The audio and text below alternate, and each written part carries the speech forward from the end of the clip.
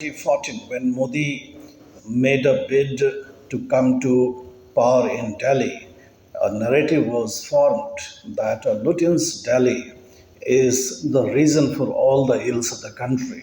That Lutyens Delhi symbolized a den of power brokers who somehow influenced the governance and administration in India.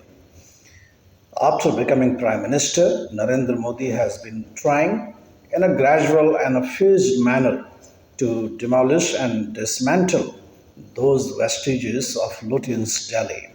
Now, the eviction notice to Delhi Gymkhana Club should be taken in part of that process only. Before this, Modi got the bust of Lutyens removed from the South Block, got the statue of Subhash Chandra Bose installed under the canopy at India Gate, renamed Rajpath as Kartavya Path, and symbolic more measures are being taken to show that he is removing the British era imprints on Delhi and those symbols which may be associated with the Congress and the powerful elites of Delhi.